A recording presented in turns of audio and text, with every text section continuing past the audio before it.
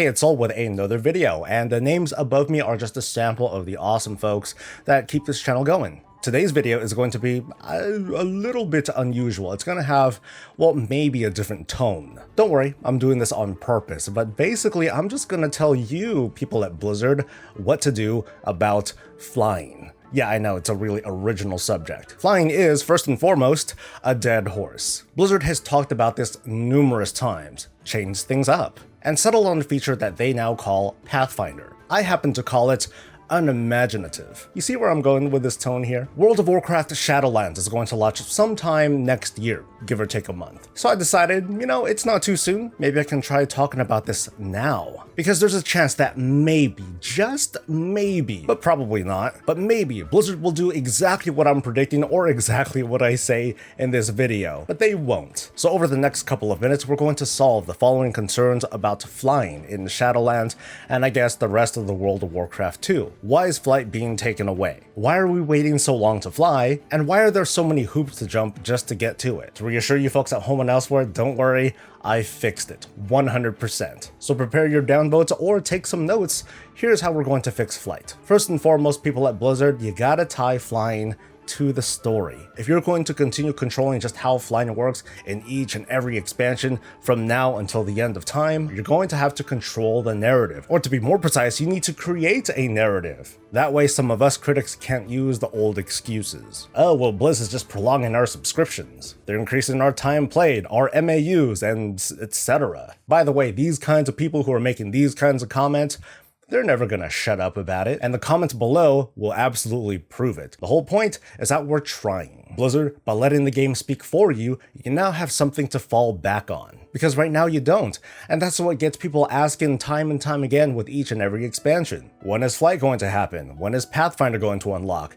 Something WoW classic. I don't know how they make that sort of connection, but they do. So let the story address these concerns. I mean, that's pretty much the TLDR of the video, but we gotta get into the details, so let's jump right in.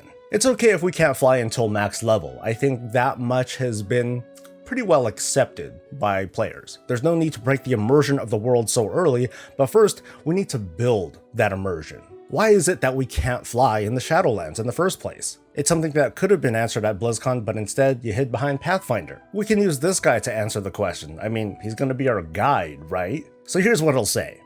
You think you have power here. The covenants of the Shadowlands hold sway here.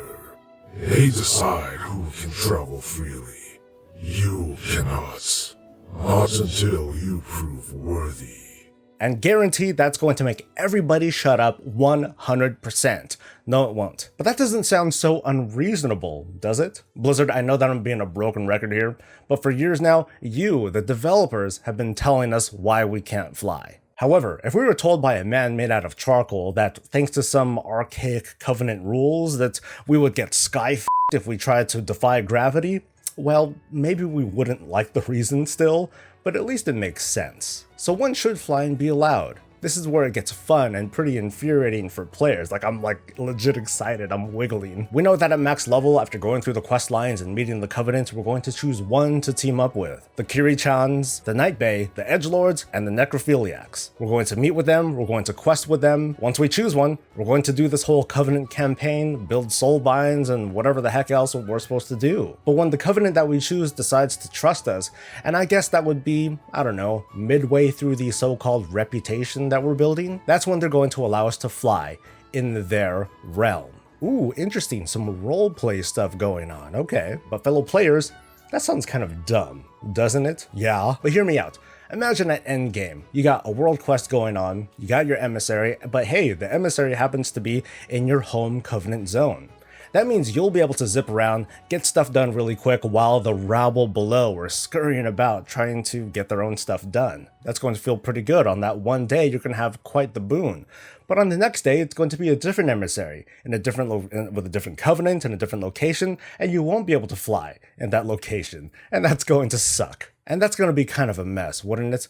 Players are going to choose their covenant based on not only their ability, not only their transmog, but where do they want to fly first? Maybe that's not going to be so bad, but we know better. There are plenty of players that are just dying to find more things to complain about. So I can see it now, where we progress through a covenant so far, maybe even to the bottom of this so-called tree, and all of a sudden we want to change for whatever the heck reason. All of a sudden though, we're not able to fly at all because we're building up with this new covenant, and as for the covenant that we left behind, I mean, yeah, we're still cool, but we ain't that cool. Not anymore. Man, players are going to be pissed to see that their decisions have consequences. Wow. Unfortunately for them, that's also a logical conclusion, right? So unlocking flight for our covenant early on is pretty much like doing part 1 of Pathfinder for Shadowlands. Because of course, in patch 9 point, but whatever it is, something is going to happen. Something that's going to make the Covenant say, okay, fine, you can fly in all of our territories now because things have really hit the fan and we need your help. And that pretty much covers the unlocking process because,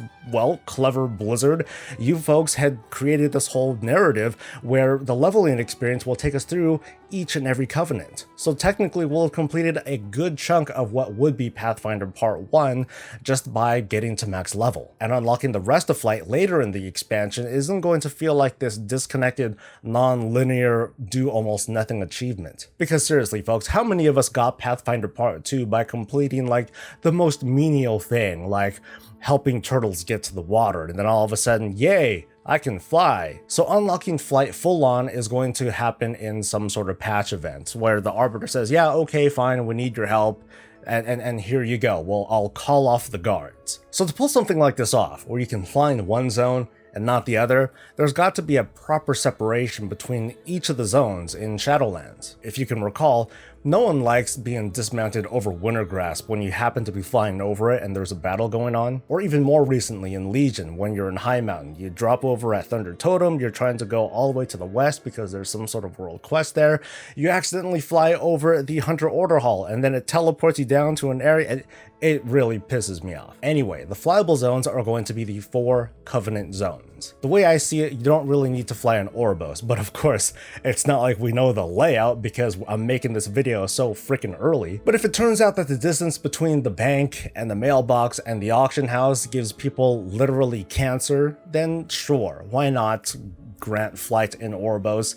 Let's say as soon as you unlock flight with your Covenant. The Arbiter will just give you some do-nothing quest. Yeah, fine, you unlocked flight there, sure, you can fly around here too. But I think that flying in the Maw should never be allowed, period. After all, there's no Covenant. Sylvanas doesn't count as a Covenant unless we can, I don't know, align ourselves with the bad guys. That'd be kind of cool. But as long as the Maw isn't as inhospitable as Argus, then I think we'll be okay. But what needs to be made clear is that the separate zones in the Shadowlands need to be isolated from each other, instanced, without exception. Obviously, since we know little, it's not 100% clear just how the zone layout of Shadowlands is going to be. We do know that Oribos is going to be the kind of Dalaran of the Shadowlands expansion. We just don't know how the separation is going to be. So, like say for example, you're standing in the middle of Oribos, and you look to the north, south, east, and west of you.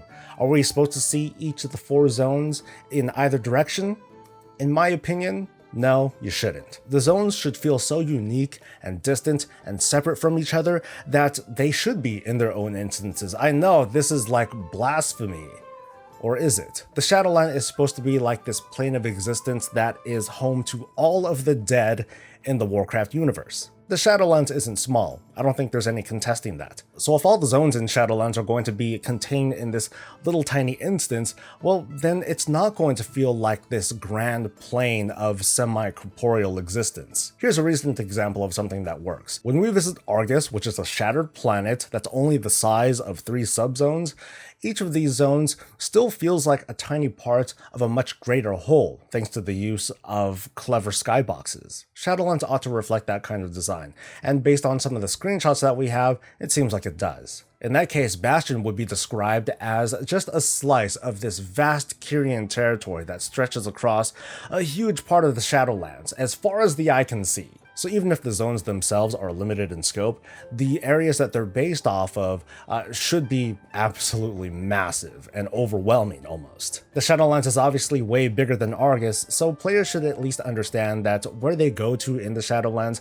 just happens to be the place where the story takes place. So if not already, Oribos should be like the grand central station of Shadowlands where all the zones intersect, and you shouldn't be able to travel from zone to zone without going through Oribos first. So to summarize, let's go back to the 3 questions. Why is flight being taken away? It's not. A narrative is going to be written where we're simply going into a realm where flying is not allowed, at least not at first. The locals don't trust us, but as we quest and complete content, we gain rapport with at least one of the covenants, partner up with one of them, and we're able to fly. Why are we waiting so long to fly? With any luck, going with this system, you won't. You'll be able to fly at least in your home zone within the first couple of weeks of the expansion. And if you really wanted to switch, then you would switch out of one covenant and into another so you can eventually fly in that zone instead. As for unlocking flight across all the zones, we're just waiting as long as the story allows. Eventually, some sort of story event, which would preferably be at the beginning of a patch, would allow flight in all of the Covenant zones. So to sum that up,